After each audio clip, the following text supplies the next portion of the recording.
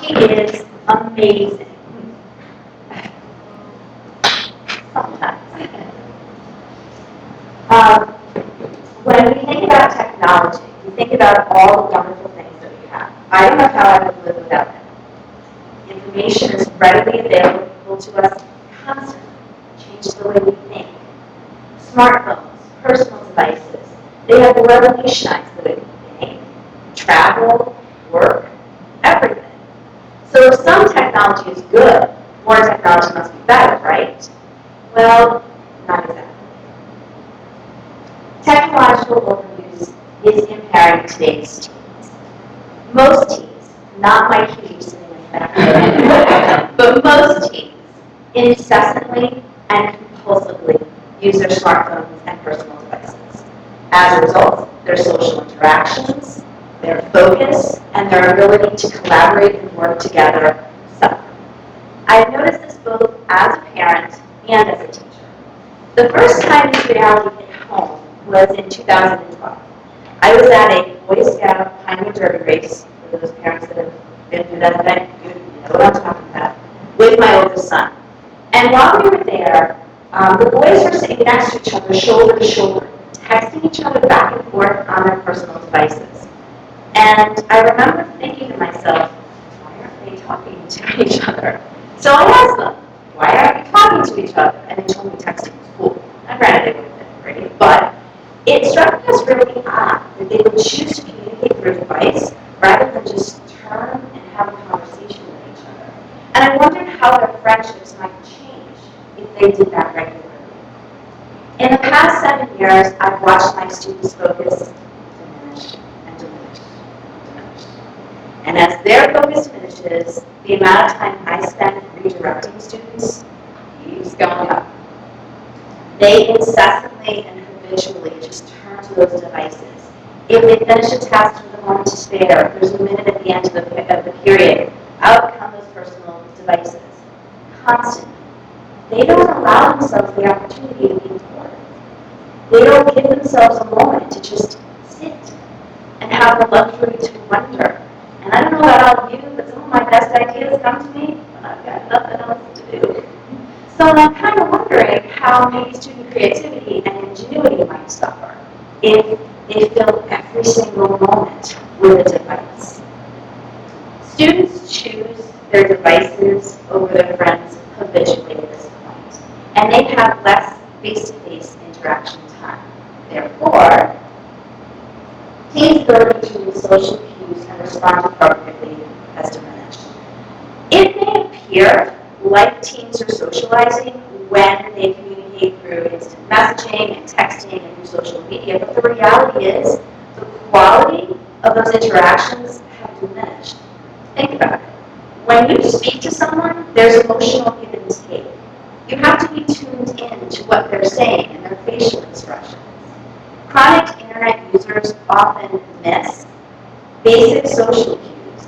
They miss emotional nuances. They miss foot tapping and eye contact.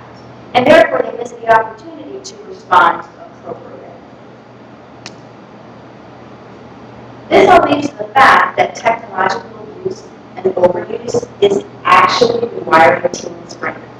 Smartphones and personal devices are akin to electronic cocaine. Every pain, every vibration literally increases dopamine levels in people's brains, just like cocaine. The prefrontal cortex of the brain is responsible for things like attention, responding to social behaviors appropriately, predicting consequences and outcomes, and other executive functions. Studies show that the prefrontal cortex of the brain of chronic internet users looks like the prefrontal cortex of the brains of alcohol and drug users. 10 to 20% of the brain's gray structural matter diminishes with chronic internet use, and the shrinkage does not seem to be reversible. Gray structural matter is responsible for things like processing speed, memory, motor control, sensory processing, and emotional processing. So all of this obviously doesn't sound very good. When we look at chronic internet users, they have a much higher chance of being diagnosed with obsessive compulsive disorder, attention deficit hyperactivity disorder. Even the American Psychiatric Association in 2003 added to their list of mental disorders internet addiction disorder. So if all of that were not enough, technological overuse is hindering future career success. Employers and managers are becoming more and more unimpressed with recent college graduates. They report when they show up to interviews, they don't speak with confidence, they don't make good eye contact, they don't have good body language. Some, no joke, text in the middle of an interview or answer a phone call, and they speak very casually and they dress casually as well. Once hired, millennials are exhibiting a lot of these same behaviors, a lack of focus and a need for constant technological interactions. They tend to lack interpersonal, teamwork, task analysis skills. So, we need to teach today's team soft skills to combat technological overuse. Soft skills are the behaviors and attitudes that allow people to interact successfully in the career world, to interact positively with others. Things like breaking down things into tasks, prioritizing, having a positive attitude, and interacting positively with others, all fall under the umbrella of soft skills. In short, soft skills are, I guess, akin to something like emotional intelligence.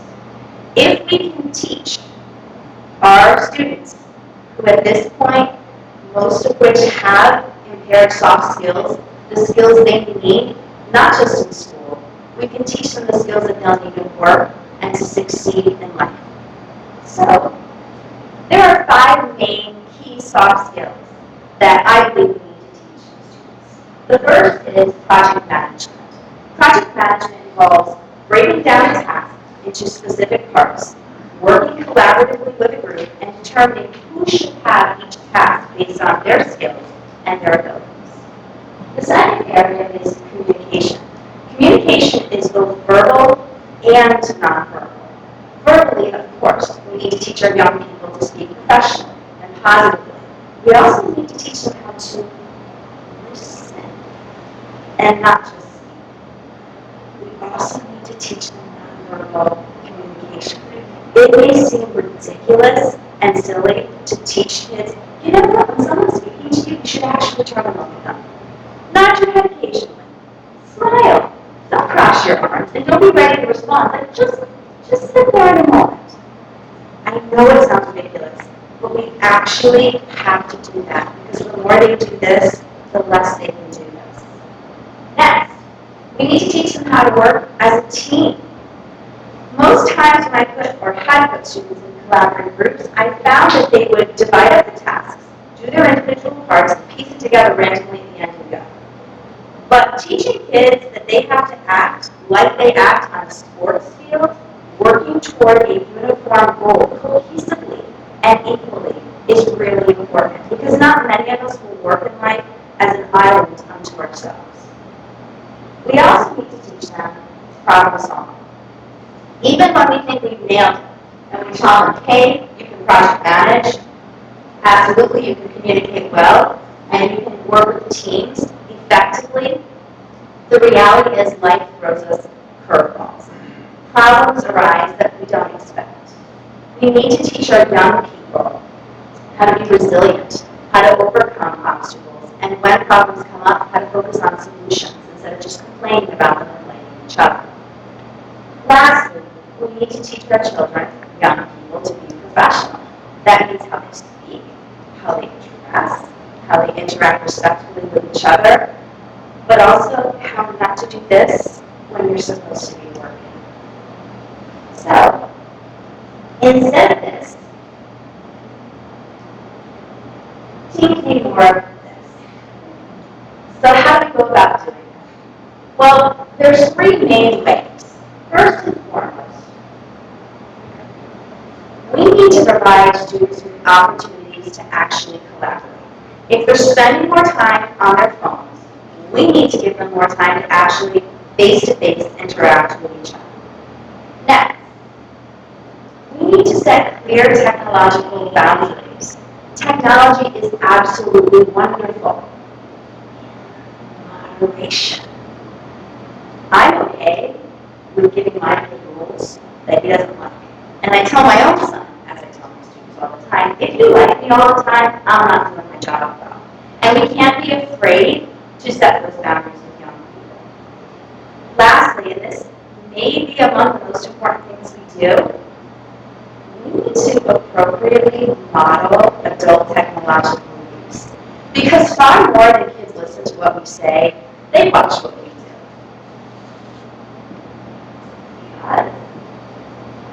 Technological overuse is impairing adults too. Be honest with yourself. How distracted are you with technology? How present are you with your friends and your family? How often do you feel the need to respond to a theme? Adults are not immune to technological impairment. In fact, those of us that are 50 and younger suffer from the same technological impairments that young people do. So,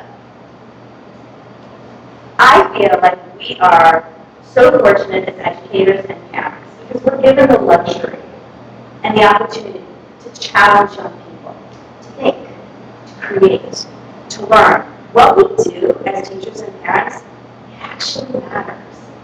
So, all is not lost. Yes, a lot of young people are technologically impaired, but there's ways around it. If we teach our young people key and critical soft skills, they will succeed in school, at work, and in the future. I'm ready for the challenge. Will you join me?